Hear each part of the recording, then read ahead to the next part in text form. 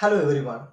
A very good morning, good afternoon, and good evening to all who are watching this event from different parts of the world.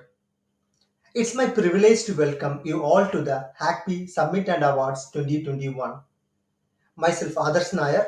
I am one of the members of the Hackp 2021 core team. Mr. Adarsh Nair serves as the Head of Information Security at UST.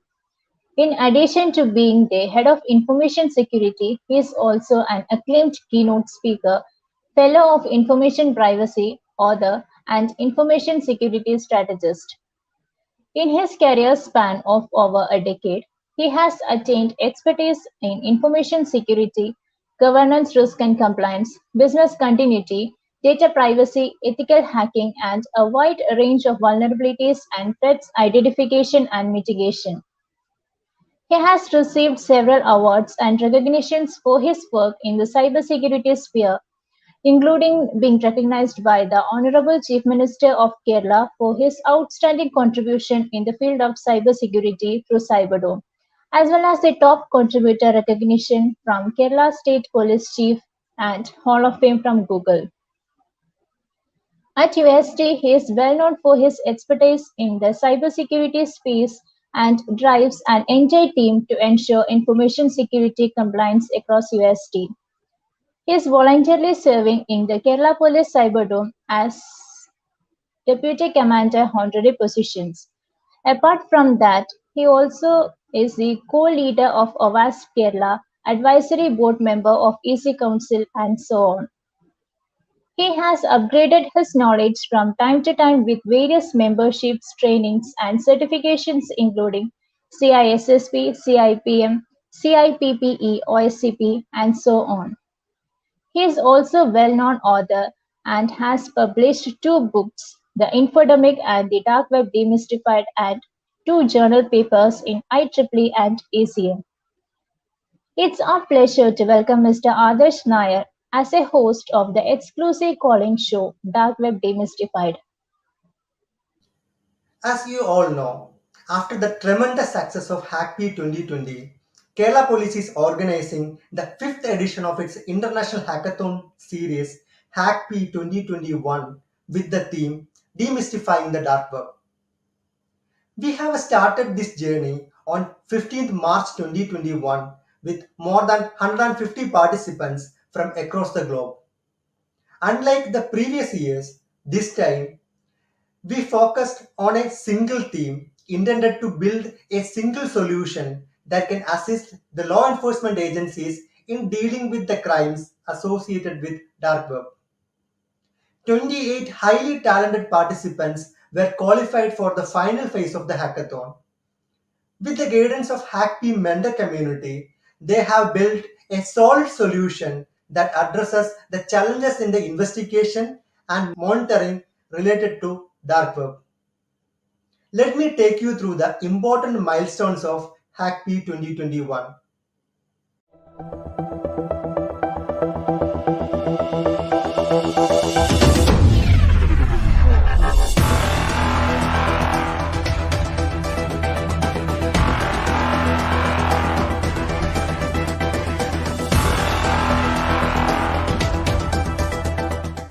Kerala Police Hackp, the annual hackathon which Kerala Police conducts every year.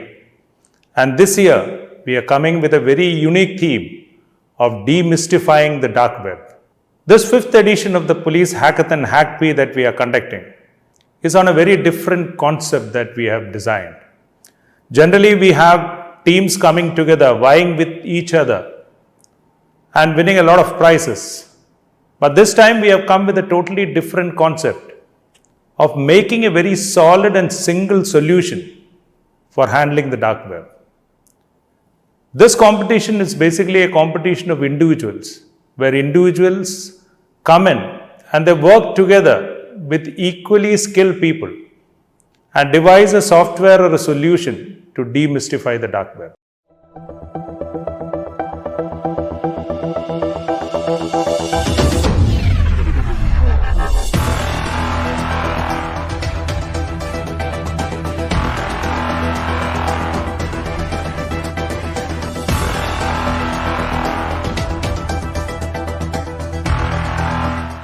It is not the question of who is winning and who is, everybody is a winner because everybody comes out with an idea.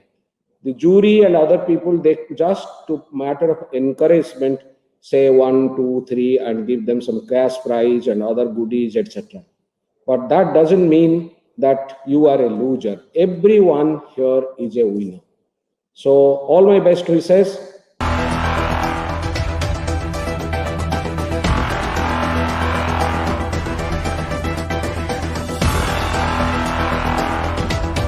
We started the hackathon on the theme demystifying the dark net, which is one of the major areas of crime now. After all the work they have done, after all their contributors that has come in from all these 160 participants, we are actually selecting 28 candidates to the final round who will be building up the final product.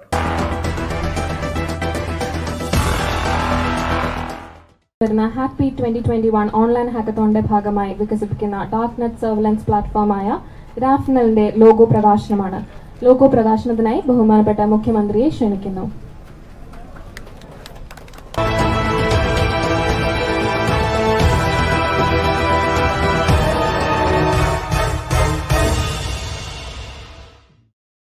Before getting into the call-in show, I would like to take this opportunity to thank our partners for their support.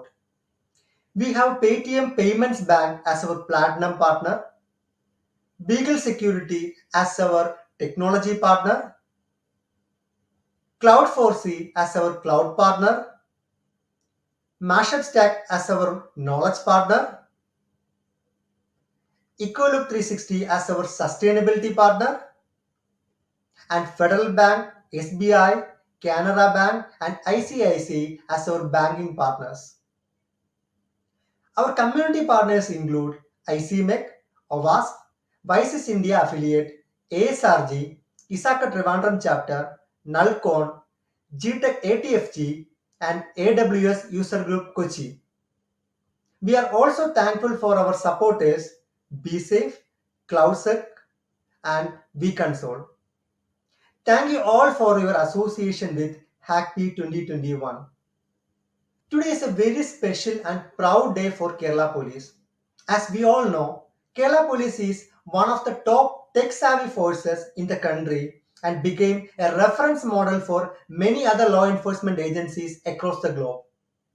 Today we all witnessed the transformation of our hackathon objectives to a highly demanded solution, Grapnel 1.0. We strongly believe that Grapnel is going to change the current perspective in preventing and mitigating the crimes associated with dark web. Absolutely, this is the need of the hour and Grapnel 1.0 is just the beginning. Without any further delay, let's get into the exclusive call-in show, Dark Web Demystified. The dark web is the darkest portion of the internet, in which the contents are deliberately hidden to maintain secrecy and privacy. Sometimes it is also known as the evil twin of internet. Dark web pages are not indexed to search engines and remain anonymous. When we want to see particular objects in a dark room, we need the help of a light source, right? Similarly, we need the aid of specialized browsers like Tor to access pages on the dark web. There are many crimes associated with the dark web, and law enforcement agencies across the globe face challenges in tackling those crimes. Today, we have 4 eminent personalities who are associating with Kerala Police in various cybersecurity related initiatives. They have tremendous experience in dealing with dark web related challenges. In the next 1 hour, we would hear their perspectives on demystification of the dark web. First, it's my privilege to welcome Sri Manoj Abraham IPS, Additional Director General of Police and the Nodal Officer of Kerala Police Cyberdome, the person who doesn't need any introduction, the mastermind behind many initiatives like Cyberdome, Cocoon, Hackp and so on. Let's listen to a quick introduction and come back. Sri Manoj Abraham IPS is the Additional Director General of Police. he has the additional charge of ADGP, State Crime Records Bureau, and Nodal Officer of Cyberdome. His areas of specialization include key innovation mentoring, crisis management, law enforcement, cybercrime investigation, strategic planning, etc. He is a cybersecurity specialist who has worked for integrating technology with policing and is a sought-after speaker in various aspects of cybersecurity, traffic innovation, and community policing. He has won numerous national and international awards in areas of cybersecurity, social policing, and traffic schemes. He is the architect of Kerala Police Cyberdome, a PPP initiative in cybersecurity, and the man behind 𝐒𝐿 International Cybersecurity Conference, Hackp, CCSE, Drone Forensic Lab, and so on. He is also an expert in community policing initiatives and traffic reforms and has received many awards like the Police Medal for Meritorious Service from the Honorable President of India and Community Policing Award, Significant Achievement Award, Man of the Decade Award by People's Forum of Kochi, and Technology Leadership Award by Kerala Management Association. Apart from this, he has also co-edited the book Global Community Policing: Problems and Prospects, published by CRC Press. We take this as an honor to welcome Sri Manoj Abraham, ADGP Kerala Police, to the Hackp Summit and Awards 2021 and the call-in show Dark Web Demystified. So welcome, sir, to the Hackp 2021 call-in show. We are delighted to have you here today for this discussion. Next, I am happy to invite Mr. Sunil Varki, Chief Technology Officer at Forescout Technologies Inc. He is associated with Kerala Police Cyberdome since its inception. We will come back after a brief introduction of Mr. Sunil Varki. Mr. Sunil Varki is Chief Technology Officer at Forescout Technologies Inc. He has over 26 years of leadership experience specialized in information and cybersecurity with large corporates in banking, telecom, ITES, software, and manufacturing in Middle East, US, and India. Before joining Forescout Technologies, he led Global Head of Cybersecurity Assessment and Testing Program at HSBC. In his global professional experience, he has served leadership roles at companies such as Symantec in the role of Chief Technology Officer and Security Strategist. At Wipro, he was a fellow and served a stint of 6 years as Global CISO, and in Idea Cellular, he led the cybersecurity and privacy teams. He is voluntarily serving as the Commander and Cybersecurity Advisor for Kerala Police Cyberdome. He is also a Security Advisory Board member for different organizations like IIIT Delhi, CSO Forum India, Cisco, McAfee, Blue Coat, IAPP, and so on. He has upgraded his knowledge from time to time with various memberships, trainings, and certifications including CISSP, CISA, CRISC, Six Sigma Green Belt, and so on. Few of his patent applications are in considerations at various patent offices. He is also honored and awarded as a Distinguished Alumni Fellow, Distinguished Member of Technical Staff, Best People Manager, and Security Leader of the Year. Mr. Sunil is also well known for his various publications about topics related to CISO, governance, protection, APTs, etc. We gladly take this opportunity in welcoming Mr. Sunil Varki to the Hackp Summit and Awards 2021 and the call-in show Dark Web Demystified. Welcome, Sunil, to the Hackp 2021 call-in show. It's our honor to host you here at Hackp Summit and Awards 2021. Thank you. Next, I would like to welcome Mr. Vikram Thakur, Technical Director at Symantec. He is an expert in the threat intelligence domain, especially in the dark web intelligence. Let's listen a brief introduction of Mr. Vikram Thakur. Mr. Vikram Thakur is the Technical Director at Symantec, a division of Broadcom. He has held multiple roles over a decade with Symantec, all of which encompassed researching, analyzing, and responding to online threats to better protect end users. He leads a global team of analysts investigating, researching, and compiling actionable intelligence from the multitude of cyber attacks happening every single day. He also worked as a senior security researcher at Microsoft, researching, generating threat intelligence and disrupted threats against Microsoft customers. He also represented Symantec as a technical and intelligence expert in law enforcement engagements, media, public and private industry conferences, research working groups, as well as customer engagements for a number of years. During his career span of over 2 decades, he has found and architected a global threat intelligence team investigating the highest profile malware attacks people heard and didn't publicly hear about. In addition, he liaises such research and findings with global law enforcement agencies and industry partners with the intention of bringing cybercriminals to justice and mitigating online risk for end users. It's with great pleasure and privilege that we welcome Mr. Vikram Thakur to the Hac'KP Summit and Awards 2021 and the call-in show Dark Web Demystified. Welcome, Mr. Vikram, to the Hac'KP 2021 call-in show. Thank you for joining with us in Hac'KP Summit and Awards 2021. Thank you for having me. Quite an honor. Yeah.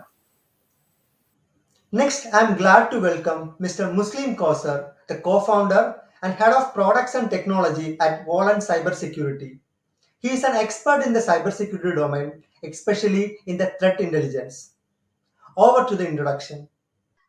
Mr. Muslim Kauser is the co-founder and head of products and technology at Volant Cybersecurity. Previously, he was based in Malaysia, where he led the information security consulting practice for network security solutions. He has over 20 years of information security experience with core focus on cyber threat intelligence, cyber risk management, and cyber security consulting. Before Volant, he worked at FireEye, US-listed cybersecurity firm, where he headed their cyber threat intelligence research team. He also worked at Eyesight Partners, later acquired by FireEye, as one of the initial employees and set up their cyber threat intelligence research team from scratch. During his career, he has worked towards providing physical, electronic, and human intelligence services and also reliable and actionable threat intelligence. He has worked in proactively counteracting all phases of criminal electronic and physical attacks against digital assets. He also manages and delivers information security and networking projects and handles process management activities. He holds certifications like CISSP and is also credited with establishing national level cert and consulting for various corporate CSIRPs. We take this as our privilege to welcome Mr. Muslim Kauser to the Hac'KP Summit and Awards 2021 and the call-in show Dark Web Demystified. Welcome, Mr. Muslim, to the Hac'KP 2021 call-in show. We are so happy to have you here as our guest. Thank you very much. Thanks, Adarsh, for inviting us. Last year, Kerala Police had organized Hac'KP 2020 with the theme Code the Future of Policing. As an outcome, many solutions have been developed that address various problems that the law enforcement agencies are facing. Unlike the previous editions, this year, Hac'KP 2021 focuses on a particular problem and aims to build a single solution that can help the law enforcement agencies to tackle the crimes associated with dark web. Sir, we would love to hear from you about the real motivation behind organizing Hac'KP 2021 with the theme Demystifying the Dark Web. Thank you very much for this opportunity. Firstly, as we all know, Kerala Police has been organizing the Hac'KP for the last few years on various aspects of cyber security, cyber crimes, and what we need to do in the present digital world. Now, every year we used to conduct Hackp, calling upon young enthusiasts, coders, researchers, etc., to come forward and bring forth many solutions useful for the community, useful for policing, useful for generally making the life of citizens smoother, easier, and transactions also easier and more comfortable. So Kerala Police, what we have been doing with Hackp has been one of our flagship projects of Kerala Police Cyberdome.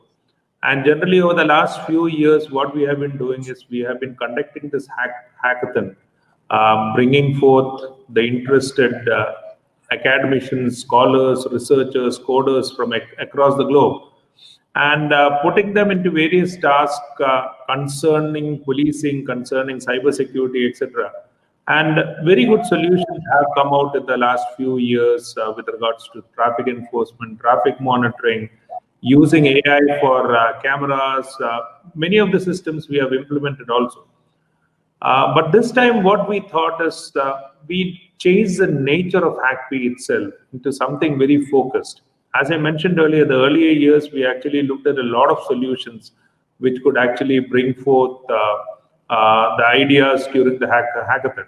But this time we said we would actually draw the boards, we would actually draw the goal posts we will set, and we'll ask the people to actually hit the goal in that regard. So when we were trying to identify the right theme, we understood that the dark web is now one of the most important platforms where the entire policing is based upon, in the sense that crime has shifted from the physical world to the digital world. And the dark web is the internet dark world of crime, where all the things, where all the illegal things from arms, drugs, pornography, child pornography, everything is basically sold at the dark web. So we understood that this is an important area, and police doesn't have the right tools right now to actually go into the dark web, identify those criminals and bring them to book. So we actually require solutions in this regard, because it was a totally mystified area of the darknet that we were undergoing. So we thought this time we would actually concentrate on the dark web. We will call upon this Hackp to build solutions for the police, one integrated solution that will assist the police officer, that will aid the police department, not only in this Kerala police or the police forces in the country, but throughout the globe, who can actually use this platform and go and identify those criminals in the dark web, or what activity is happening in the dark web. So based on that understanding, we actually started off the Hackp on a very focused approach. So everybody comes together, and we had 1,000 individuals initially participating, and then we screened down to groups of 100, and then to finally to the 40 or 50 odd group that finally brought out the solution.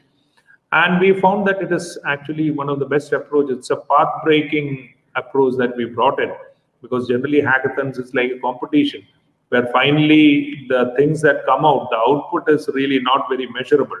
But in this case, what we have come out is with a world, really example for everybody, a really world-renowned kind of platform, which can help the law enforcement agencies to actually crack onto the internet, dark web, understand what is happening, crawl into all those details that the dark web provides with regards to all these crimes, etc., just at the click of a button. And a very good solution has come forth, and I'm sure this is going to be a great help to not only to Kerala Police, but to the other police forces and the other law enforcement agencies in the world, which we are ready to share. So it's a highly successful attempt. It's a real example for the other hackathons to be more focused on how we can bring out solutions using all these good minds and the supervisors that we have. And we can use those resources to develop very useful, very, very conducive platforms which the law enforcement can use for better policing. So it's a very good effort, and it's a path-breaking approach also. So absolutely, sir. Hackp 2021 is a need of the hour. There are many instances in which we hear the term dark web in our readings. A majority of them are related to disclosure of some sensitive data on the dark web, such as credit card details, personally identifiable information, and so on. Sunil, as you have played the CISO role or similar kind of role in various organizations, you might have dealt with the dark web related threats. In your opinion, how much does the dark web create a threat to an organization and the society? Can you share your experience with us? Sure, Adarsh. The dark web is actually now in the mainstream. For the last couple of years, it is in the mainstream, where every security program is seriously looking at dark web threats. The risk is big because, for fundamentally, the dark web is for not legitimate activities, and that may be the reason it is called the dark web. In my experiences, we have couple of times we have gone through dark web more at a passive level and an active level. At an example, you get a mail or a threat mail or a mail which is of a concern from a perishable mail system. And the problem with the perishable mail system is that the mail doesn't exist after a particular time period. And then when you go back to trace back, you have absolutely no understanding where it originated or who originated, whether it is legitimate, should we act, how do we respond. There is a lot of if and buts on that scenario. And second thing is, even if you wanted to move ahead, then the problem of boundaries and issues come out, because assuming that is originated from a dark web environment and it is hopping through multiple servers across the globe, how long you can go back and trace back. And we need the support of various agencies to support based on the threat level. So it is a major issue on that. That is one of the serious areas we have seen. On the passive side, we have come across areas where the data dumps related to an environment parameters like user details, the credentials, maybe a code or an application details or a vulnerability attack surface, all available in various forums. So the problem there is that we cannot avoid or ignore dark web as a channel to monitor in a serious manner. It is a major threat, and the way it is going, it's going to evolve much further from there. Adarsh. Okay, thanks, Sunil. The real world scenarios are actually thought provoking.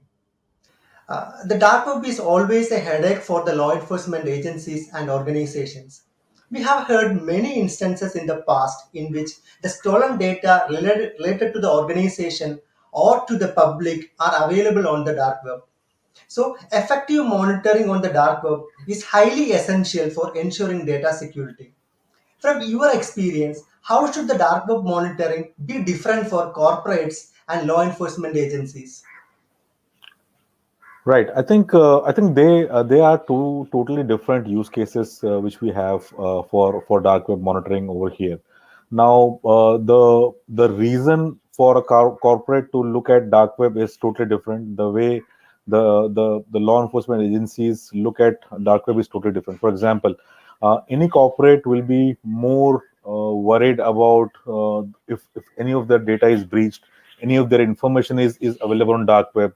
How much of if somebody is selling access to their infrastructure onto the dark web, is the whatever exposure is there on the dark web, is that going to ruin their brand reputation?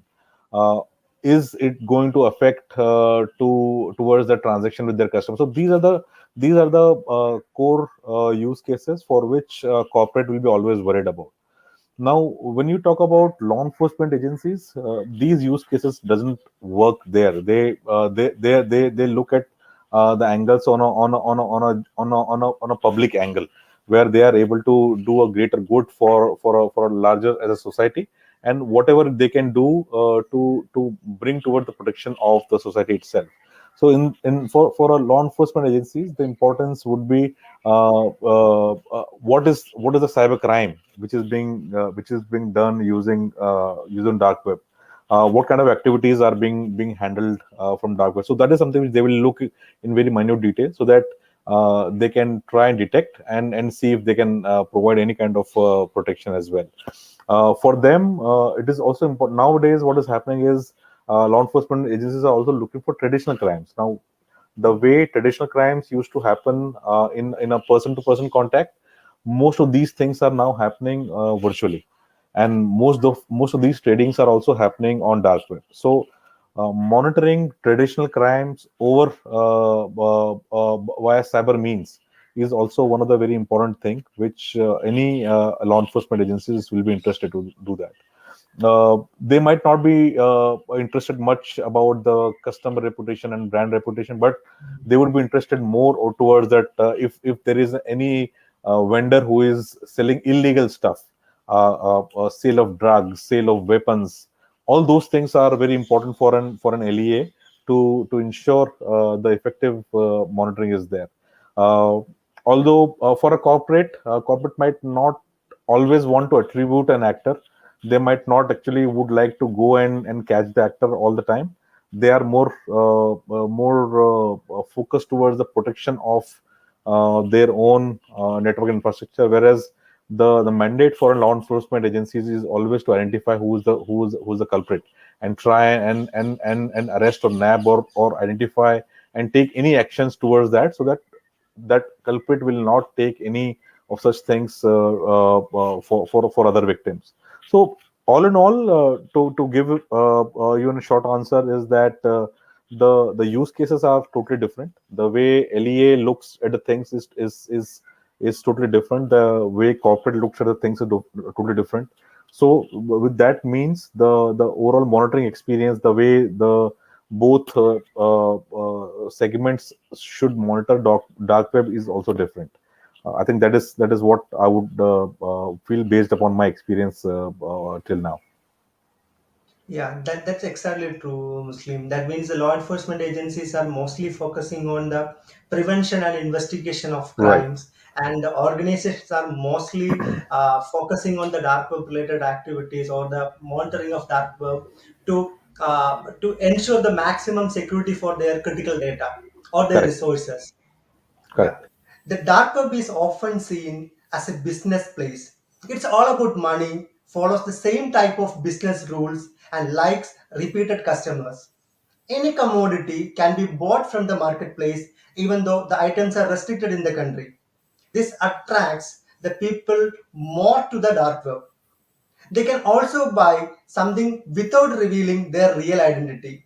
Vikram, why is the dark web considered a business space? Is it housing typical e-commerce platforms? So there are two parts of your question. One is, why is it considered a business place? And the other, well, we'll deal with the other question about the kind of e-commerce platforms that they run. So this is just another website which is conducting business as we know it. I mean, there are so many portals online today that you can buy and sell legitimate services. This is just another means of conducting business perfectly as normal people do. So you can buy services, you can sell services, you can buy goods, you can sell goods, you can buy stolen goods, you can sell stolen goods, you can sell credentials, pretty much anything and everything that somebody wants to buy or sell or serve or be an agent for or conduct sales is available out here. So I don't see why people would not consider it a typical business enterprise or a business strategy. Not to mention, I mean, they also accept payment methods for all these services. They conduct, there's a degree of credit, if you want to actually call it that, which is available based on trust. Just the way that you would in a physical world where, people can go over to the market and they can buy a bag of rice, a bag of vegetables, and the vendor actually just knows them and says, all right, you can come back and pay me next week. So that's fine. So that happens in the underground also. So in pretty much every single aspect, this is a truly business enterprise where people are trying to make money, but at the same time also being able to give some sort of goods or services for that.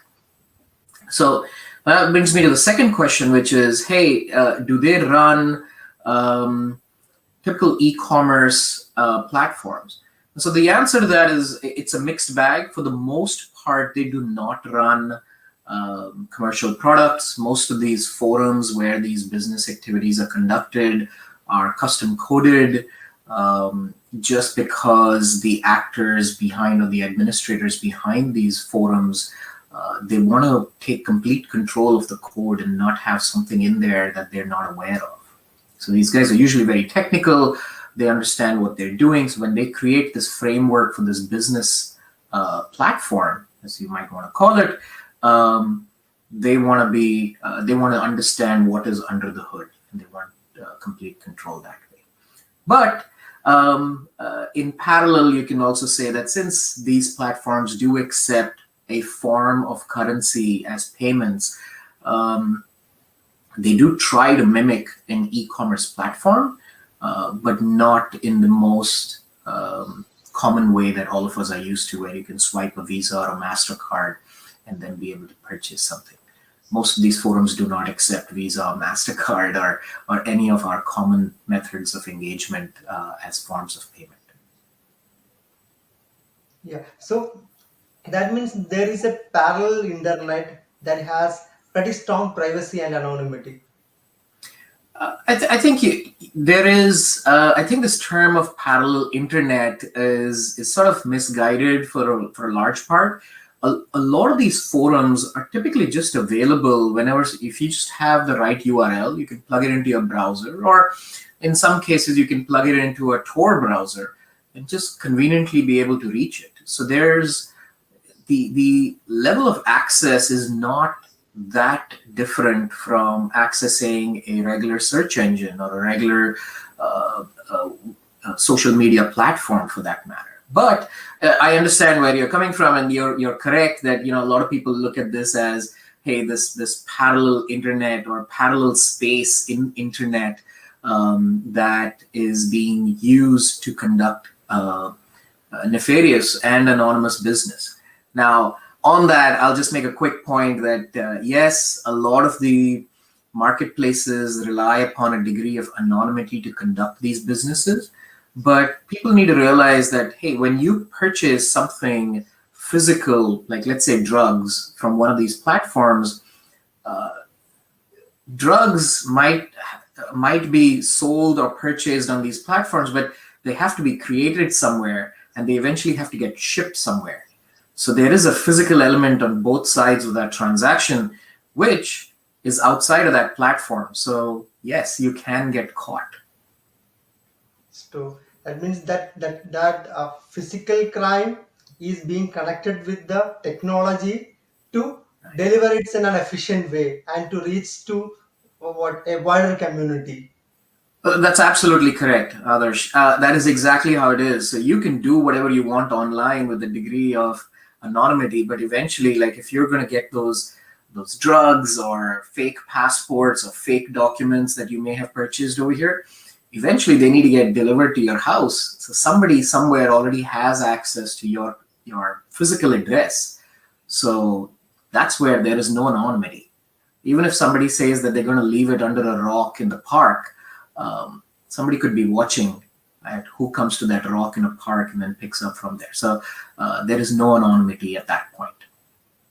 So that would be the golden piece of evidences for the law enforcement agencies.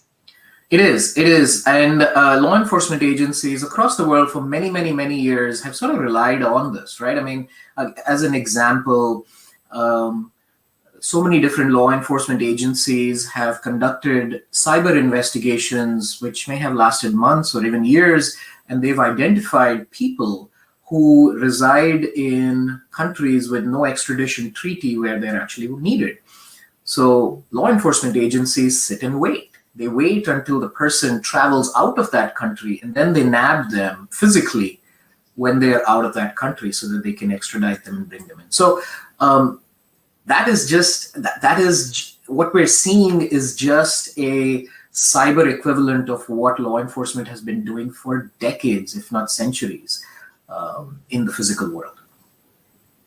Yeah. So in terms of the cyber crimes, that would be the most important characteristics, right? So it can be done from anywhere, from any part of the world. Yeah, that's correct. I mean, for any physical presence. Yeah, that's correct. And that's while that helps that helps define the scope of what a law enforcement agency or what a public sector might be tracking, that is just a huge, huge, huge challenge. As an example, if somebody, if a victim of cybercrime in India goes to the police, investigates the issue, and the police realize that, hey, the crime was committed by somebody sitting in Canada, but the infrastructure used in the attack was based in Germany, and India needs to somehow bring this case in front of a court, you can understand the complexities that law enforcement needs to go through just to be able to get all the information on the perpetrator of the crime. It is extremely complicated and it takes a lot of time. But as the years progress, law enforcement agencies are getting way, way, way better. I mean, we are so many leap years ahead of where we were 10 years ago, where law enforcement today can get information so quickly and in such a methodical manner that we may not have thought about 10 years ago. Yeah, that's quite interesting. So we hear the dark web related news on a day-to-day basis. Some of them are horrifying. From the beginning of COVID-19 pandemic, a vast number of people migrated to cyberspace, ranging from school students to the working professionals. It actually widened cybercriminals a bigger platform for initiating their attacks. As a result, the number of crimes increased exponentially in the last couple of years. Sir, what are the significant crimes that are associated with dark web that you came across in your investigation? So as we all know, as I mentioned earlier also, dark web is the underworld of all crime. We have a lot of websites available in the dark web where all the banned activity, all the contraband materials is available. One of the major sources of all drugs now in the world, all kinds of drugs that are sold across the counter, is basically the dark web. You had the Silk Route, etc., which was one of the biggest e-commerce site with regards to drugs that were available. Of course, the US government took it down, but many other players have come in and taken the place. So a lot of drugs, all kinds of drugs are available, and if you pay in Bitcoins, it will reach your homes also without any problems through the normal courier system. So that is the system that is available. Apart from drugs, you have arms also now. There are a lot of sites selling all kinds of arms. So if you want a pistol or if you want an AK-47, of course, there are procedures involved. There are a lot of fake sites also which fool people. So it is not that you can just go and buy it just like that, because many sites are basically sites that can fool you also. They'll take your money and nothing will come. But there are very authenticated sites also. Many sites that are purely proved they are trustworthy, etc., in the dark web, where you can actually pay the money and there is no questions asked. You just need to pay in Bitcoins and your banned substance will come. So arms are available, fake passports are available, all kinds of information. That is all the data leaks that are there now. You see a lot of everything is being, data is now money, and there is no portal, there is no company that hasn't been hacked in the last 4 to 5 years, including Yahoo or LinkedIn or any other company you take it. So all those information is actually sold in the darknet. So if you want data, if you want data on credit card, debit card, that is also available in the darknet. You have fake passports, fake documents, all kinds of visas, etc., available on the darknet. Another major thing is basically the CSAM material, the child pornography that you have. All kinds of videos are available on the dark web for sale, which can be bought by anything. So it is one of the biggest market of all kinds of pornographic material, including child porn, which is so very prevalent. So any banned substance you take it, you have information of assassination teams also. There are many hit teams, hitmen teams, etc., available in darknet, where you just need to go and put an order saying that you just need to share the photograph and the address of the person and pay in Bitcoins, and they say that they will execute those tasks also. And we have some information, not in India, but in the South, in the Venezuelan countries, etc., where these hitmen have been used by the drug cartels to settle scores among themselves. So this is a market that is really growing, and it can all these problems are available because internet is such a field that it is It is not country based. There is no geographical division or geographical limitation to the dark web. It's available everywhere. Whatever is available on the dark web is available everywhere. And we have now Kerala specific problems, India specific problems, which we are looking at, where they are looking at Indian markets also. It's a very lucrative market.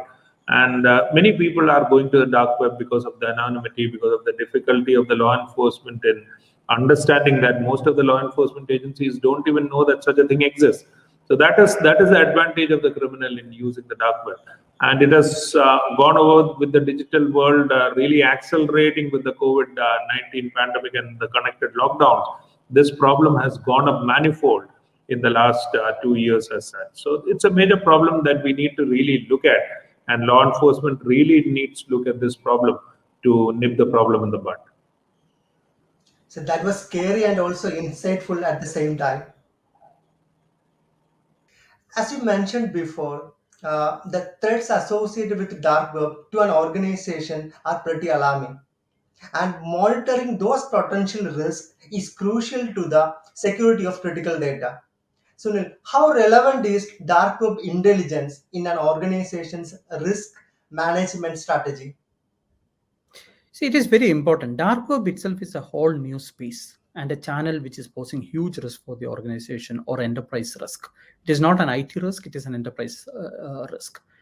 To understand and maneuver in that space, we need a totally new or a different mindset and approach to constantly monitor for the whispers which is happening over there, the dumps of the vulnerabilities or a code or a credential or a 0-day getting posted frequently over there. And the problem, again, if you look at, we are in a highly federated environment where with a huge dependencies of various partners and technologies around us.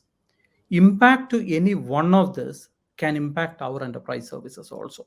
So due to which the scope of our monitoring or the actions are not limited to our enterprise. It is much, much broader than that, because we need to be aware proactively to understand, is one of my supplier or one of my technology I'm using has a problem which can impact us over there. So when you look at these whispers and channels and all of that thing, we need to look at much, much bigger scope for that. Normally, the problem there is that we don't have a mature technologies available, considering the darkness to that thing to look completely, because we lose the visibility completely over there. So typical methods people do is that we create pseudo identities and be active there as a passive user to understand what is happening. We do a lot of industry collaborations across the peer organizations, with the technology vendors, with the research organizations to understand the intelligence they can provide. Because it is most of the time it is too difficult to do ourselves. We need a much bigger conversation to that. And literally what we are trying to do is that one is when we look at the dumps and all of that thing, that is a proactive activity. Reactive activity. To being a proactive, we need to start listen to the conversations and chats and all of that thing in all possible channels, and which is essential for that. Others. Okay, absolutely. So organizations need to consider the dark web intelligence in their cybersecurity strategy. Absolutely, yes. As we discussed earlier, the dark web is a mysterious box that creates a lot of headaches for law enforcement agencies and organizations. So, effective and adequate surveillance is recommended to uncover the presence of any potential information about, say, an organization. Vikram, in that context, how important is dark web intelligence to organizational security? I think that's an interesting question, because all this while we've been talking about law enforcement. Now, if you come down to organizations, you can look at organizations in multiple tiers. You can say small businesses, medium businesses, large businesses. Let's sort of focus on large businesses or organizations.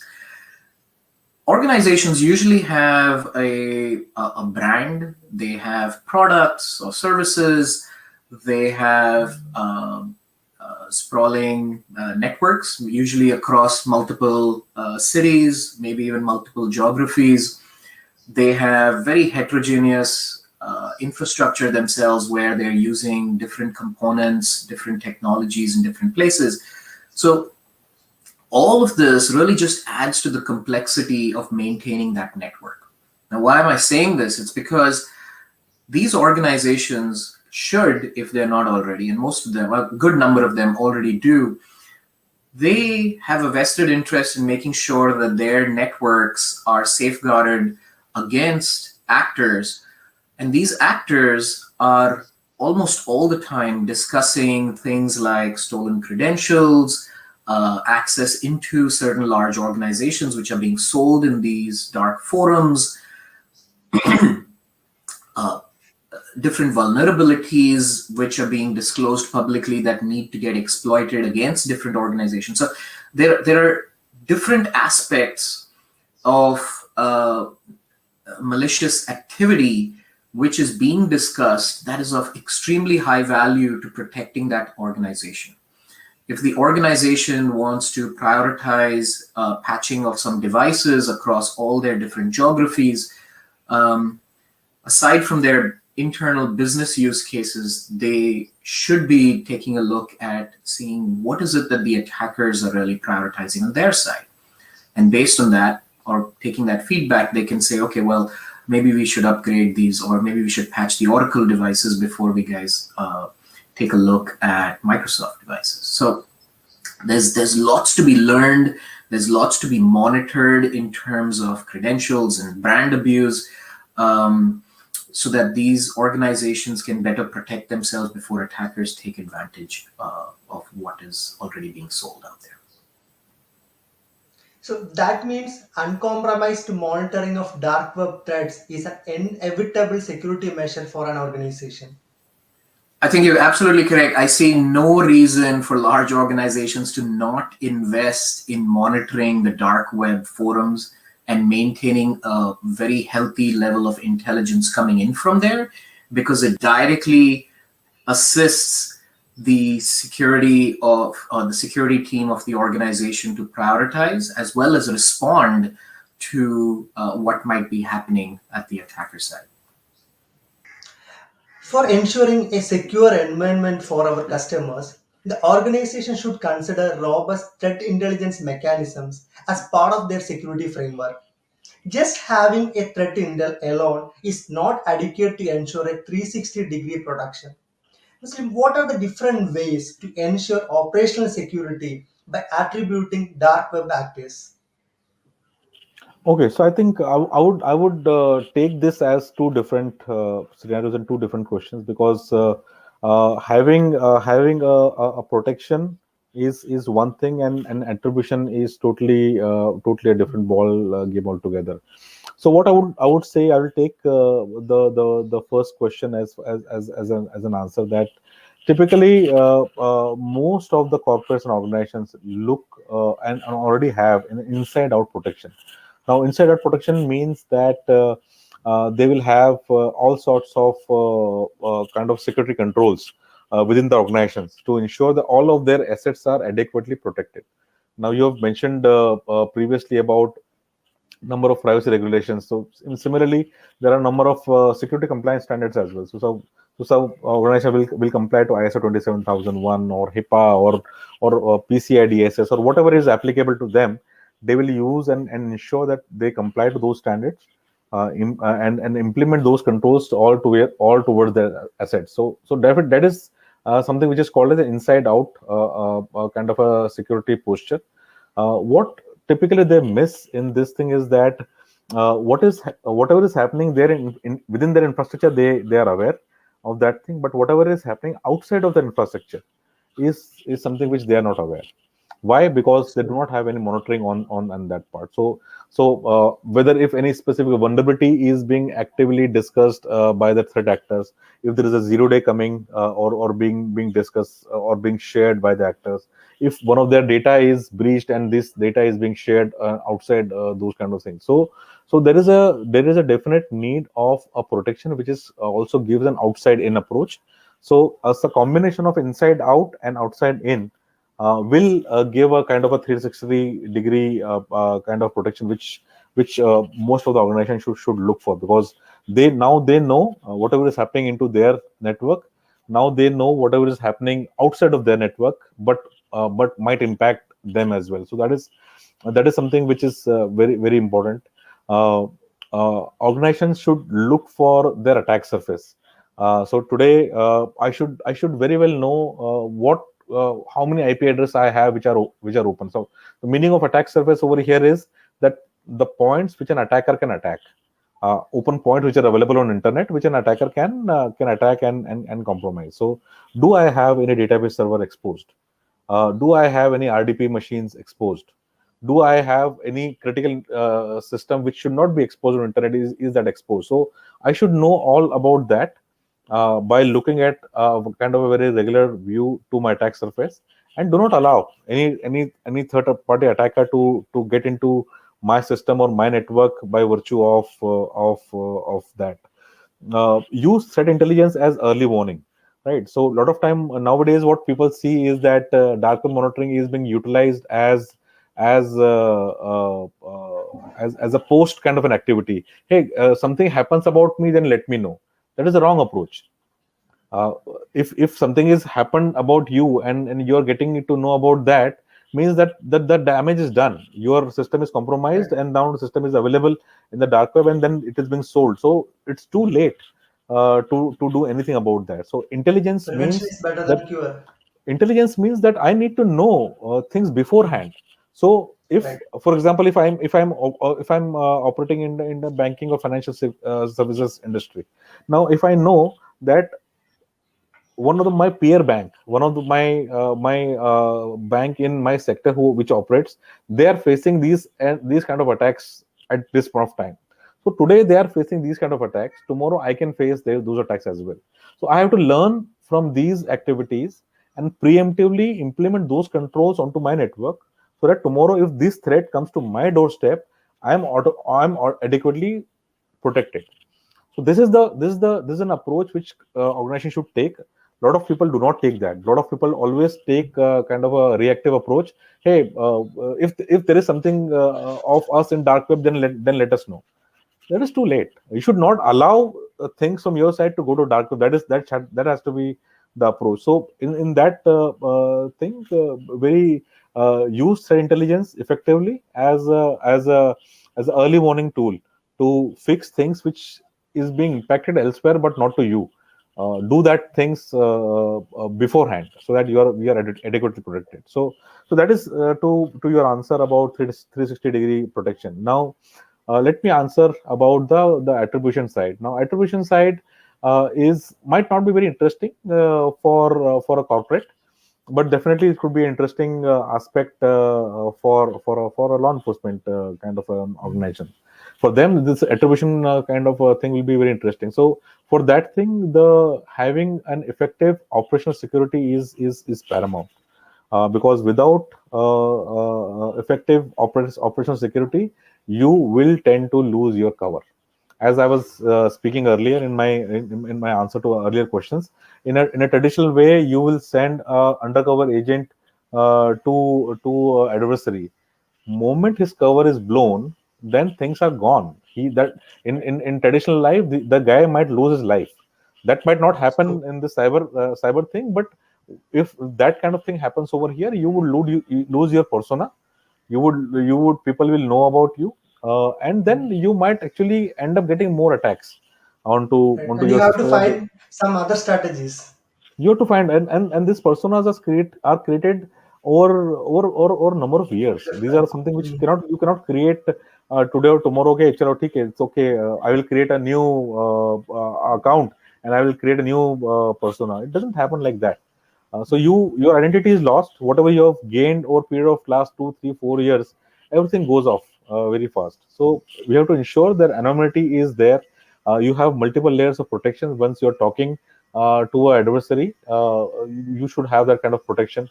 You use a combination of anonymization tools such as VPN, Tor, and multiple levels of those things. Not only VPN, not only Tor, but multiple levels and layers of these protection. You should never exchange your identity. If you are talking to a threat actor and claiming that you are somebody who is from Middle East, now don't go to a different actor and tell them that you are from Russia or Ukraine. You never know that these two actors whom you're talking might be same, and you might be burning your own identity. So If you have a story about yourself, ensure that story is consistent. You are one person, and the story of that one person remains to be constant and consistent all the time, right? So you can't never exchange your identity. Do not share things. Typically, what we say in our organization, in our company as well, that even somebody who is working with you, even he is somebody who's your peer, you should not share your identity with that person, even if he is your friend, even he is your colleague, even if he works with you in the same department, because you never know, once identity is shared, the information has gone out from there, Gone. so it's gone, and you don't know this person tomorrow goes where. Today he is working with you, tomorrow he might not be working with you, he might be working somewhere else, and then he might be able to track you very easily with your own identity. So Right. so Right. ideally, you should not do that. You should not even talk about your identity. You should not talk about all those things. So these kind of measures must be taken for operational security kind of activities, as and when these things are to be utilized. Yes. So these kind of strategies are highly required. That's Right. absolutely. Yeah. Well, one of the objectives of Hackp 2021 is to build a solution to overcome the challenges in dealing with the crimes associated with dark web. Sir, what are the difficulties that the law enforcement agencies face in dark web related crime investigation or the dark web monitoring? Basically, dark web as the concept itself, as you know, the deep web and the dark web is something that is not really indexed on the internet. As you go to the surface web, the Google or the Yahoo or any of those normal surface webs, etc., everything is indexed. You go and search, you will get through to that particular site. But the deep web or the dark web is that part of internet that is not indexed. You can't actually get it through any search engine as such. And basically, it is all encrypted. Basically, anybody visiting the darknet he uses those Tor or any other such platform by which his identity is encrypted. So it gives basically Tor was created for intelligence purposes and for activists like the human rights activists, like journalists, etc., to hide their identity when they faced hostile governments or hostile agencies when they're reporting. But then the criminals also found that this was a very useful means to spread their criminal activity. Like any good activity, it starts off with a good intention. And then the criminals find that this is very useful because the identity of the criminal, both the buyer and the seller, is hidden in the whole process. And with the bitcoins coming in, Bitcoin was a natural entity to the dark web. With the bitcoins coming in, the payment also became totally anonymous. And so the advantage is nobody knows who is buying, who is selling, and where the money transaction is gone, which is to the advantage of the criminal. And so that is why the dark web has become popular with the criminals as such. So though many of the countries through coordinated action have detected a lot of websites, but it has been a very difficult task. A lot of tools have been used. A lot of international agencies have come together, even to take down the Silk Road or many other sites like that, Playpen, etc. A lot of coordination among the international agencies, a lot of technical work has come in. The advantage of the internet, the dark web, as I mentioned, is basically the anonymity. And for the criminal, that's the most important thing. He's safe. Though he's using the internet and doing all his activities, he's getting his financial benefits also. But the anonymity factor remains. And it's very difficult for the law enforcement even to understand where he is operating from, which country is he operating from, and where the money is going. Because the money trail with the bitcoins also is very difficult to crack. So that is the strange problem with the dark web that we have currently. So that means Hackp 2021 aims to solve exactly those problems. That's interesting. The world is now talking about privacy. We have many laws and regulations across the globe to protect privacy. The dark web's technology is being used by journalists and whistleblowers in a very positive way. But at the same time, the cyber criminals are exploiting the advantages of dark web or the underlying technology for carrying out illegal stuff. Dark web and its underlying technology, I mean the onion routing protocol, highlights the importance of anonymity and privacy. Sunil, how relevant is that in this data-driven era? See, others, while anonymity activities are is one of the privacy use cases we can always talk about, the concern is the ethical use of the technology here. Because this is not only specific to that, this goes to many other environments where dual use of the technologies are being used. And if it is not for the betterment of the human being or the world, then it is quite worrying for that. The problem with the privacy side, when you say, I'm talking about the dark side of it, the adversaries are collaborating over there. Malicious tools are getting solved over there. Vulnerability and attack surface of enterprises and your ecosystem is being published for or available for sale. This is on the technology side. If you look at the human, on the physical side, security side of it, so much of bad things are happening out there. So dark web, my view is that the problem with that is much more than we saying the better side of the privacy side. That is why from that is the reason this is not becoming a mainstream Tier 1 application or a Tier 2 application for an enterprise, because we all look at that as a dark side. Yeah, so that's really interesting, Sunil, because the technology is always like a coin. It has both positive and negative sides, and like the application or the impact of that technology is purely depending on how we are going to use it. That's Correct. really true, Sunil. So, as we discussed earlier, the dark web has become a pool of information. Leaked or stolen data are the major chunk of that pool. As we all know, there are various data protection regulations in place, such as GDPR, CCPA, and any breach of personal data would significantly impact the organization's existence. Muslim, how can we identify if the information available on the dark web is the correct or genuine one? Or if we notice some info, what would be the best way to remove it? Or I would ask how we can recover from those damages. Okay, I think it's a very interesting question. I think a lot of people ask these questions because what we have seen towards our customers as well is that once the data comes on the dark web, the authenticity becomes very important. How much authentic that information is, and how to get rid of the information from there. So those two things are very important aspect. Thanks for asking this question. So I would say that as part of so dark web monitoring is not kind of a job while you do a general monitoring like social media and all those things. It doesn't happen like that. Although a way out to monitor is to keep looking at forums, to keep looking at various avenues from where this data is shared. But by just looking at this information is not going to add. It will help you to detect things from there, but it might not help you to really identify the authenticity. Now, to identify authenticity, it is very important you indulge in I think it's a very well-known term for law enforcement agencies is human intelligence. So human intelligence is something which is very important over here, and that is something which is typically for any if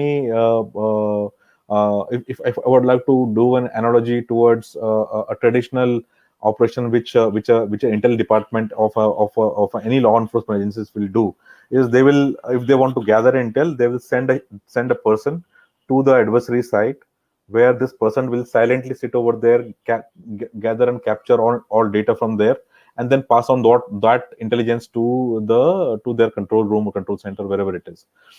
Same thing is being done while doing the dark web monitoring as well. Exact same replica of things. Also, the only thing over here is that you do not have to send a human over there. The persona of human is to be created. Everything has to happen virtually.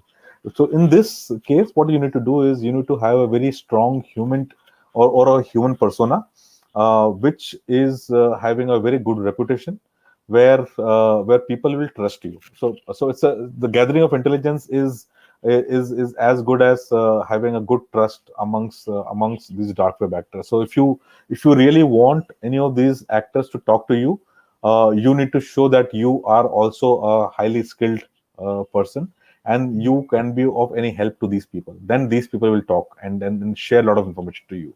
So in this case, what typically is being done, we do it during our monitoring as well, is that our persona, who whatever it is communicates with these actors, talk to them and try to understand more information. Hey, please tell me what from where did you get this data? How did you get it? Did you exploit any vulnerability? Did you hack any a database server? Do you still have access to that network? So you have to ask these relevant questions. Based upon those questions, you should be able to judge if the actor is bluffing or actor is giving you a right answer. What you can also do is you can ask for samples. Although a lot of times some small sample these guys will share, you can ask for more. You can ask for it. Show me something else. This is small stuff. I need to see some real stuff. Show me something more. So you ask for these samples. Based upon your reputation, this actor will share more stuff with you. Now, once you have these samples with you, right? Proof of claim, yes, very important, because you can claim I have n number of data with me. How do you prove it? Unless until you share the sample information, there is no breach. We can't entertain that kind of fact. So in that thing, you ask for those samples. Once you get access, get hold of those samples. Now, the samples can be in the form of screenshots. The samples can be form of a small files which is recovered from the victim's systems. It could be anything. So once you have those things, you validate that sample data with actual victim and share this data with them and see whether do you think this information actually belongs to you, or this is something which is not there it is. So that is important to see as well. One more thing to see is that identify who's sharing it. In dark web, as your persona is important, similarly the persona of threat actor is also important.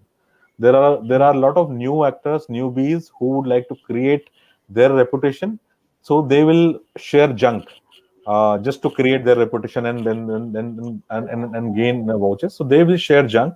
Now you need to be very vigilant in understanding that, okay, what this guy is, how long he has been present in dark web, what kind of persona he has, what does his peers say in his forum, whatever transaction he has done before. What is the feedback he has received for those transactions? What are the transaction feedback, or positive or negative? So all based upon all this information, you will have to make an analytical judgment that, okay, this data is real or this data is fake. So that is something which needs to be identified and done from the interaction with the threat actors or things from the dark web. Now, to answer your second question, where you've asked about the removal of or removal or recovery of data, that is a futile exercise. Although you would see that a lot of people will talk about removal and recovery of information. Recovery would means that, okay, you will be able to gain access in terms of what all data was there. That is fine. But if you think that data can be removed from there, I think it's a false thought. People should not think much about it. Once they, as you know, that in our clear web, clearnet, there is a control. There is a control where if the data is posted on a website, I can go to a registrar, I can go to a hosting provider and take those things down by virtue of a court order, or by virtue of a lot of notices which I can do. No such thing I can do on dark web, right? So although that people will claim, only way it can be done is either you buy that data which this actor is selling. You buy that data and ask that actor that I'm paying you extra money, please don't share with anybody else. But in our experience, in our whatever we have seen in many years of operations, these things are a waste of time. These actor will agree with you. He will take money. He will take extra money from you. He will say, no, I will not share this data with anybody else. And then I will take it down. That post will be taken down immediately from there, and then you will be happy that, okay, now that post, the data has been taken down from dark web, and I'm happy. you would notice in a couple of months' time, the data will again come back from a different actor, from a different persona, and this data will again be offered for sale. So these people will not have kind of any rules by which they will go on.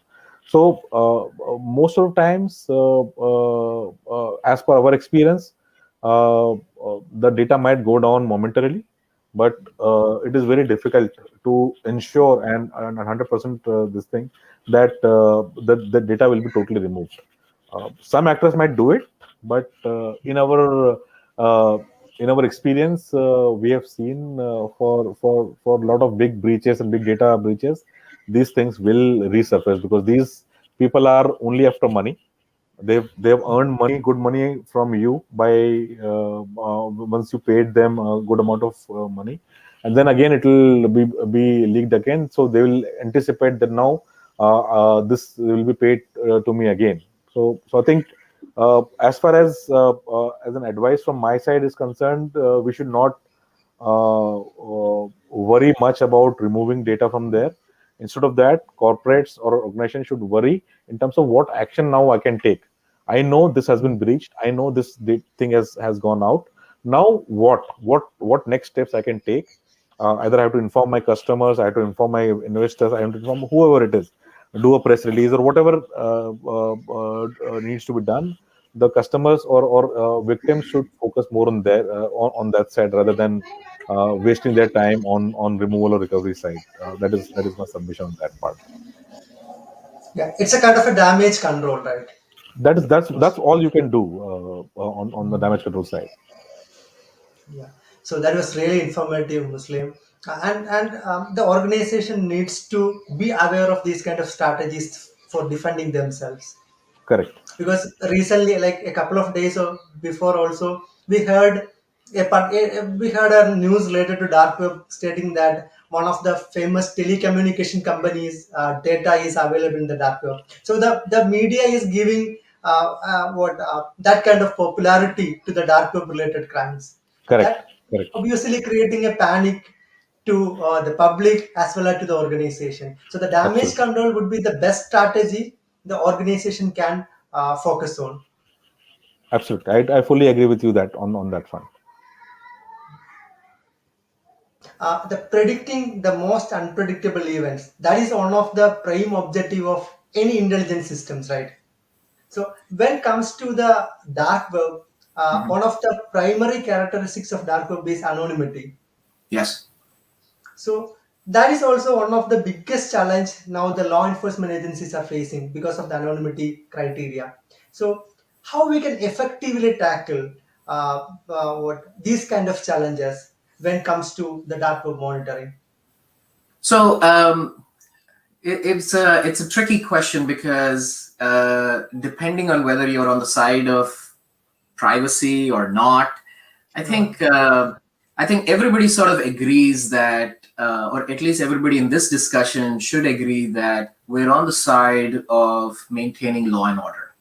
And so while there might be a degree of anonymity that people desire online, I do agree that there should be methods by which law enforcement has the ability to acquire the information that they need to be able to maintain law and order. So with that in mind, what is it that law enforcement themselves can do? I mean, this is not an overnight project or an overnight solution that anybody can gather, but law enforcement needs to invest in tools to gather information, maintain databases of which actor is performing what and what their profiles might appear like, and start building on this information which might be shared amongst different law enforcement agencies. The ability to train their personnel to query such data and see, hey, what a certain actor may have sold or purchased in the past 6 months. Who did they give it to? Is there any sort of identifying factor, whether it's IP addresses or user agent strings or some sort of unique way that a person speaks about certain artifacts?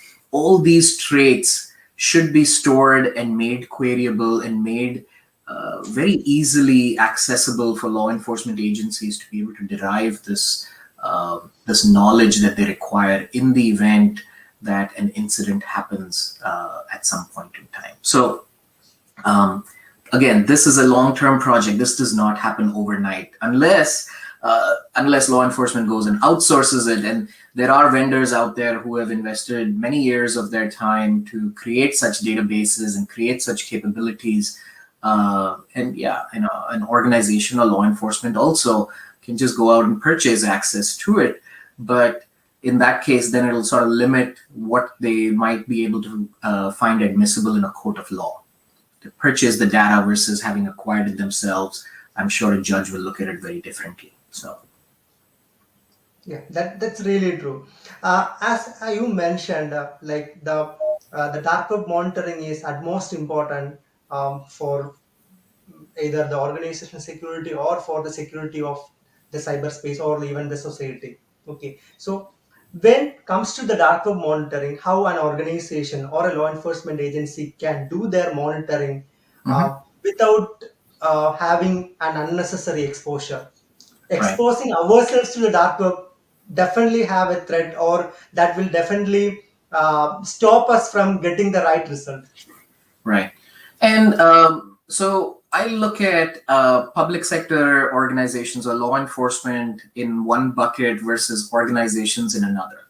For an organization, I'll start with an organization responding to information that they might find on these dark web forums is very different. The organization is looking for, as well as in some cases finding, information about, let's just say, stolen credentials.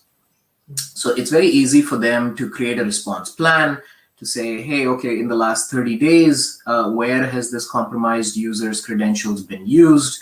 Let's see and try to audit access to data at that point. So they can do that, and at the end of their investigation, they can recycle those credentials. The same thing with, if there's an actor in the underground forum who's saying, hey, I have access to ABC organization through a VPN or an old VPN vulnerability that they had in their office in Kuwait. Now this organization can look at that data, can go to that VPN infrastructure to understand and maybe even perform some sort of investigation to see, hey, what may have been exposed at that point. So it's really about expectation versus response. So I think creating a response plan for a organization is a lot more straightforward. Law enforcement is very different because law enforcement in most cases sort of rely upon a victim to notify law enforcement of a crime being committed. As you and probably everybody on this forum realizes, very few victims come forward and notify law enforcement of any problem. So that leaves a little bit more responsibility in the hands of law enforcement, where if they see a crime being committed, like, so if a fake car was sold on a forum to somebody and money was transferred using cryptocurrency or some sort of prepaid cards out in the web, law enforcement might be able to directly get in touch with a victim and then be able to open up a case and then be able to take it. But it gets a lot more complicated for law enforcement to be able to respond to threats in a reactive manner, especially when the victim hasn't even come to them.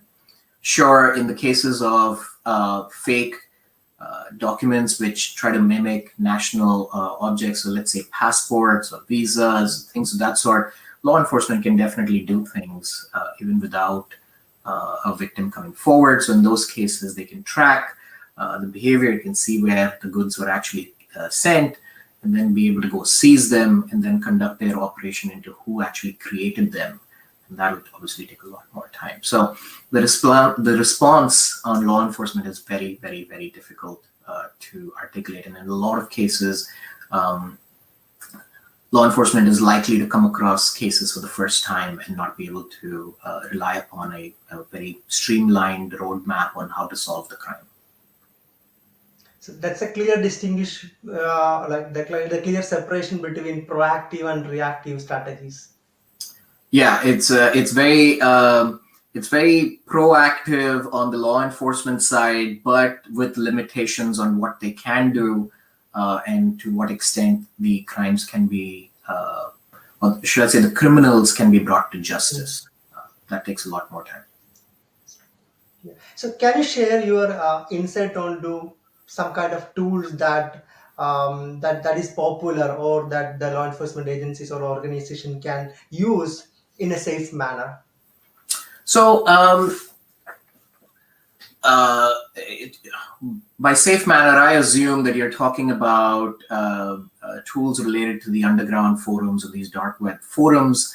So as I mentioned before, it's really a question of maintaining a historical database which contains information about actors, goods sold, and or should I say archives of these forums, and as much information as they can sort of gather from them as well, whether it's IPs or some sort of VPN hosts or services that they may have sold over time. Now, while law enforcement can build this, and it'll take some time, it's a little bit more complicated because you gather information, you want to be able to not only make it queryable, but you want to be able to make it queryable in the language that you are using.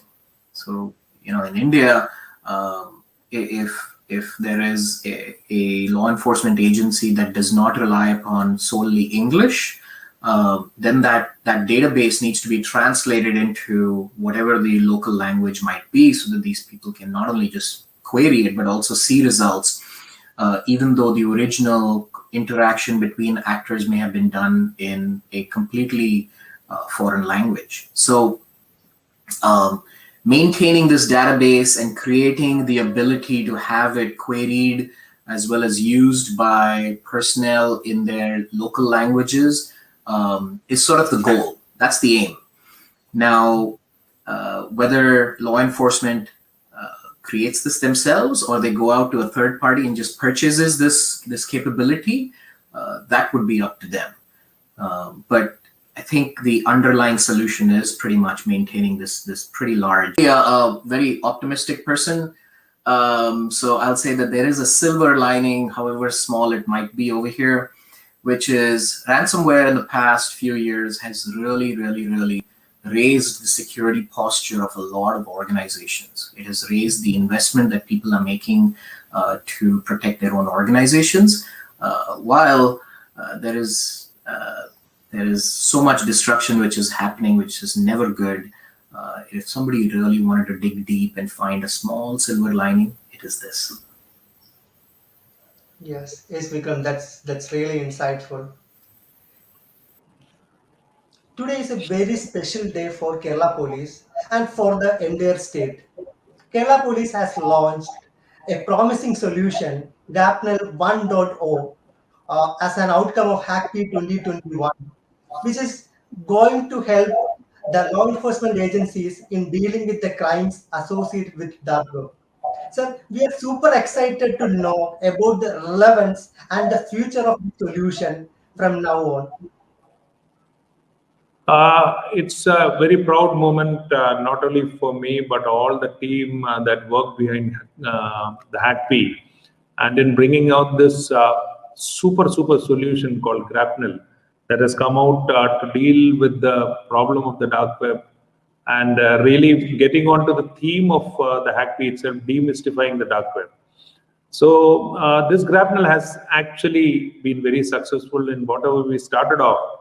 And it has come out as I think a solution that far overreaches whatever expectation even I had when we started off where we started off. So the solution has come out really well. It has given the law enforcement a tool to actually understand what is the dark web, crawl over all those informations, the websites that is available, give the information to the law enforcement agency or to the analyst on what is there available in the darknet in a particular search pattern. Suppose I am working from Kerala, what is affecting me? That will come to me. I can crawl and get it by just a click of a button. It's a very user-friendly platform that has come in. is coded very well. It's a high-class solution that has been created. And I'm sure that it would have taken crores of money if I had gone to a private agency to develop it. And the best of minds have actually come together. They have worked really hard in building up this solution, and I'm super excited about the prospect itself that this platform is developed now. And it's going to be, as I mentioned earlier, a path-breaking step to understand the importance of how the police and community can come together to build such a solution for the protection of all. Because finally, the demystification of the dark web or understanding the dark web is crucial not only for the law enforcement but for the citizens also, because their safety depends upon how we actually deal with this underworld. So this solution is really a path-breaking step in this regard, not only for Kerala Police but for the law enforcement and the citizens alike. And I'm sure that we are going to develop on this also, this platform also, to higher levels, to really cater to the incoming challenges also, because as we know, the digital world keeps on changing, becoming more complex. The complexity, the technicalities keep on changing. And this solution also, in the same way, whatever additional features have to be added, we'll be keeping on adding those features, looking at the technicalities, looking at the changing digital platform.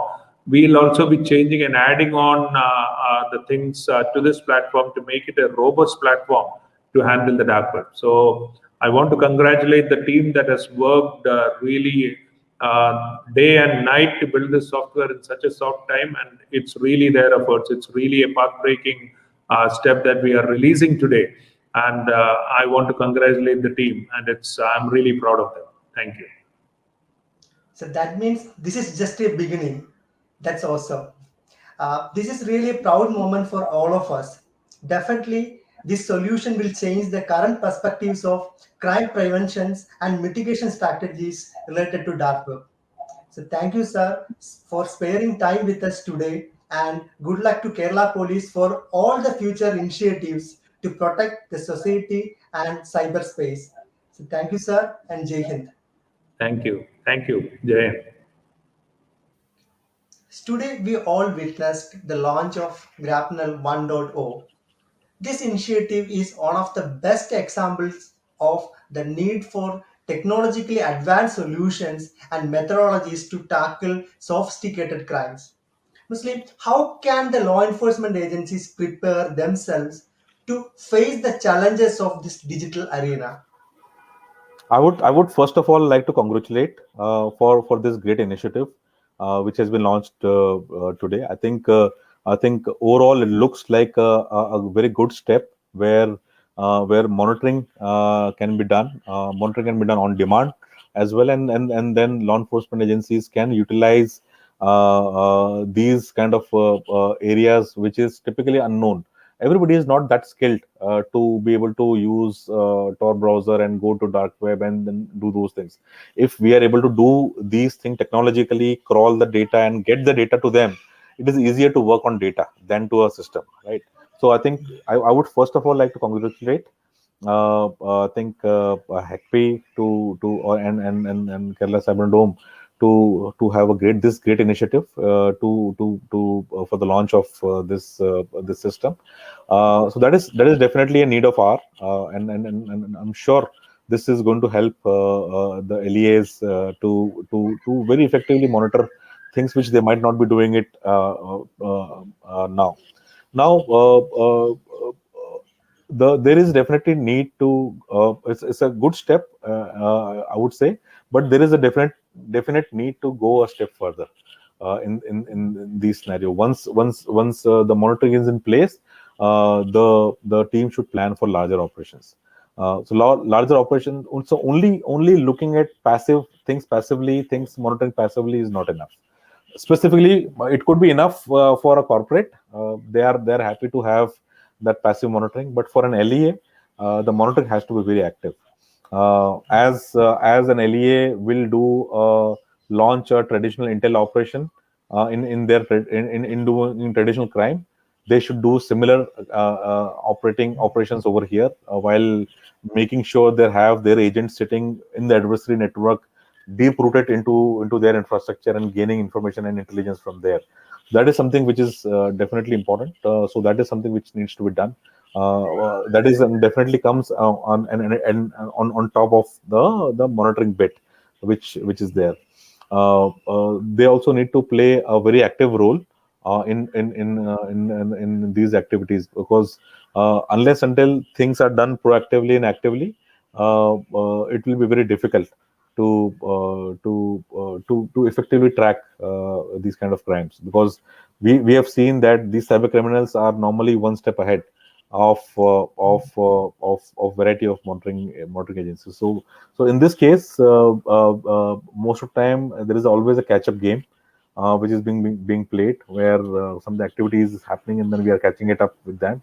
So if you are embedded into their network, if you are there with the adversary, you might not need to play a catch-up game. You might be on top of things which are need to come, and at right time you can carry out the operation which you would like to do. I would suggest that, I think in our previous interaction with a lot of other LEAs, I had suggested that you need to create your own trap infrastructures.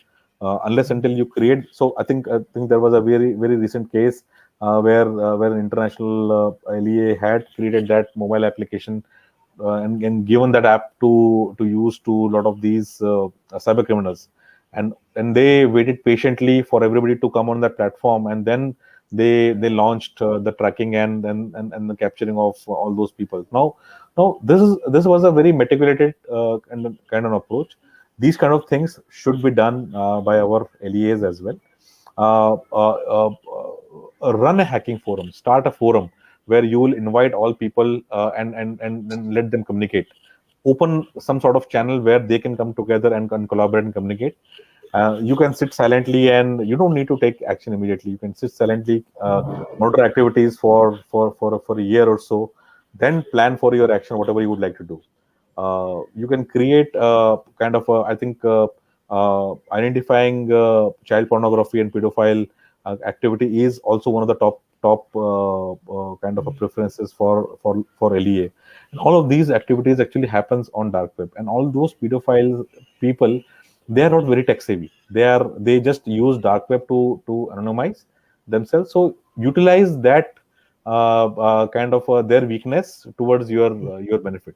Create infrastructure such as Tor to web activities and all those things, and ensure those people who are these pedophile or involved in these kind of activities uses your infrastructure for their activities.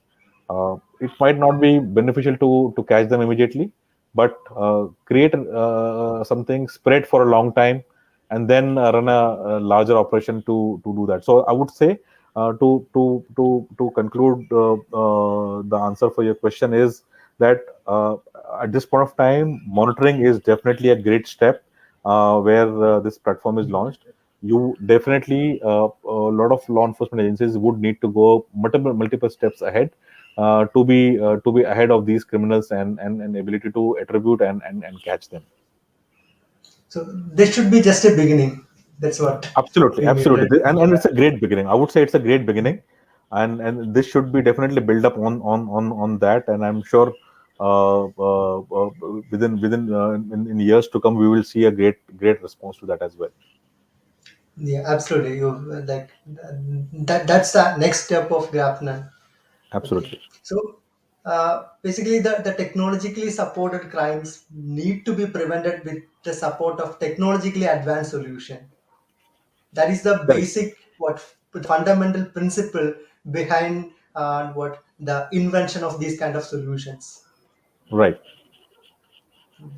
So thanks, Muslim. It was an extensive discussion. We got a lot of information and informative informative ideas from your side. So thank you so much for being with us today, and looking forward to what associate with you in the future initiatives. Most welcome. I think it's a privilege for me to be associated with this event.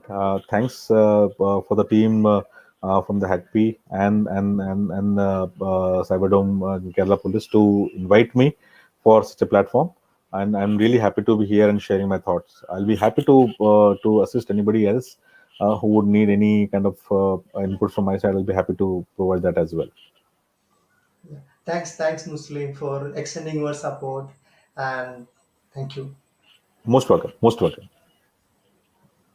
As we all are aware, Kerala Police has launched the flagship product Grapnel 1.0 today to help law enforcement agencies to combat the threats associated with dark web. This solution is an outcome of a teamwork for the last 5 months. I would say this solution is an end result of Hackp 2021. So how do you think the Hackp 2021 or the Grapnel solution will impact the future of policing on the dark web? Is much more than the policing side, Adarsh. If you look at most of the innovations of this nature happened by the defense organization or a law enforcement or a research organization or from an academic point of view. They are the one who actually define the standards and say these are the ways we can do it, or tools they come out of on that. But unfortunately, we have not seen much from an academic side or anywhere which is in the mainstream where it can be consumed by an enterprise. It's a great initiative by the Kerala Police Cyber Dome and saying that identifying and recognizing this as a major problem area and finding a solution and tool which can be consumed maybe at a later stages once the LIA organizations start doing it to the enterprises also. And Kerala Police always, if you look at the recent drone research organization, that is a very, very proactive step considering that this is a threat which is going to happen. So I know this is not the first year we are doing it. For the couple of last years we've done this on cybersecurity especially. It's a great work to the community. Kudos for that. Yeah. So that is the reason why the Kerala Police is always at the top position when it comes to the technology adoption. Very true, and it's a commendable initiatives they have taken. Yeah, that's absolutely true, Sunil. So certainly the Grapnel would be the starting of a new era for the law enforcement agencies to start with the dark web monitoring or the dark web intelligence. Yeah, we are all looking forward to collaborate further and support this initiative all through. Sure, absolutely, Sunil. So thank you for being with us today, and we would like to get your guidance and support in the future initiatives also. Thank you, Sunil. As always, Adarsh, and thank you for having me. Thank you very much. We organized Hackp 2021 intending to support the law enforcement activities related to dark web. As an outcome of Hackp 2021, we have launched a particular solution or a promising solution named Grapnel 1.0, which is going to help the law enforcement agencies in dealing with the dark web crimes.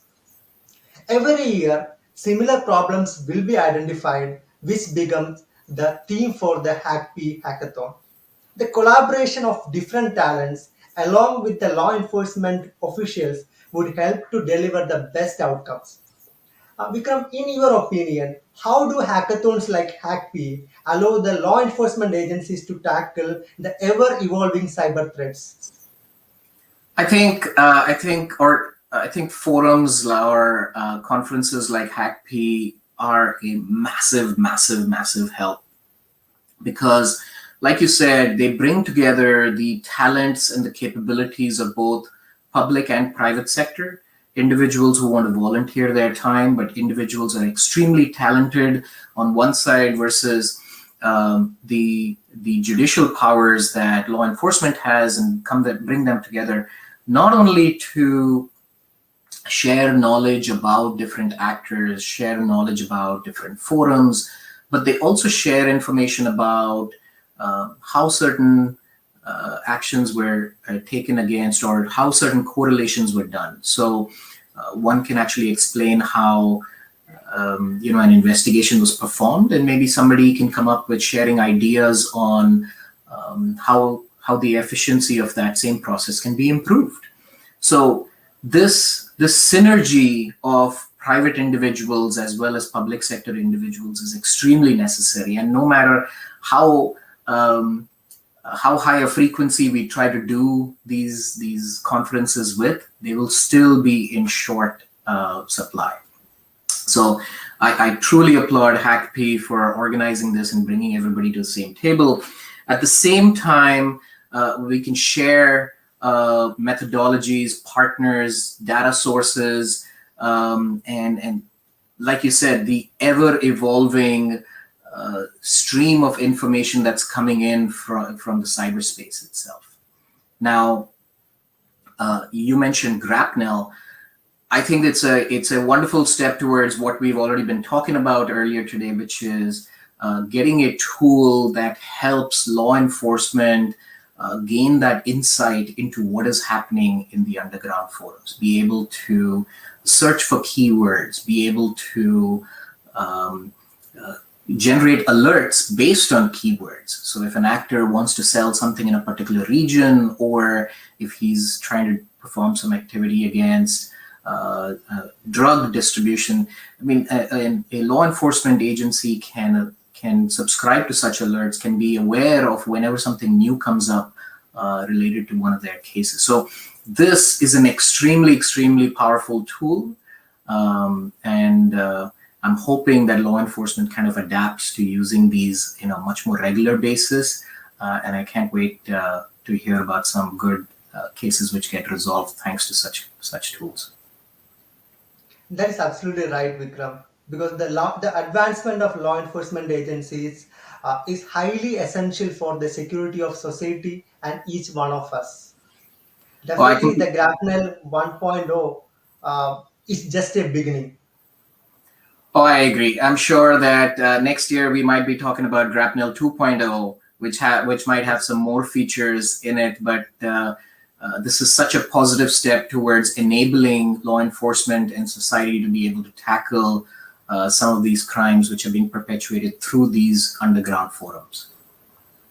Yeah, because the continual improvement is a key factor for each and every system. You're absolutely correct, Uday and Adarsh. We can never consider the generation of a tool to be fully complete. I'm sure by next year we'll have so many more underground forums which are conducting this dark web business. I'm sure that there will be business being conducted in different languages, which might need some translations. And I'm sure that by next year we might even have some more insight into existing underground forums, just because maybe law enforcement has been able to gain access into these highly trusted platforms as well. So the breadth of the data sources will always be increasing, because attackers will always find new places to store their data, and law enforcement will keep chasing them. But at the same time, from a utility standpoint, I'm sure there will be enhancements to every single tool that we guys create. And I'm looking forward to 2.0 already. Definitely, Vikram. Thanks, Vikram, for sharing your knowledge with us today. And we request your continued support in all the future initiatives. Well, thank you for having me, Adarsh, and the team behind Hackp. It's been an honor, and as always, if there's anything that we can do to assist, we are always here for law enforcement. Thank you. Yeah, thanks, Vikram. Now, we come to the end of Hackp 2021 exclusive call-in show. Grapnel 1.0 is a reality now. This will help the law enforcement agencies to effectively ensure safety in society and cyberspace from the threats of dark web crimes. As our guest stated, this solution is highly required in the interconnected digital world. Predicting the most unpredictable events is the crucial factor to the success of any intelligence system. In that context, Grapnel is going to create history in the dark web intelligence domain. I would like to take this opportunity to extend our sincere gratitude to our participants, mentors, partners, and organizers who have contributed to Hackp 2021 in one way or the other. Without their support, we would not have reached this stage. Finally, thanks to the viewers who are watching this show from different parts of the world. As I said before, this is just the beginning. A lot more can be expected in the coming days. Please stay tuned to Hackp official website and social media channels. Until we meet next time, stay safe and take care.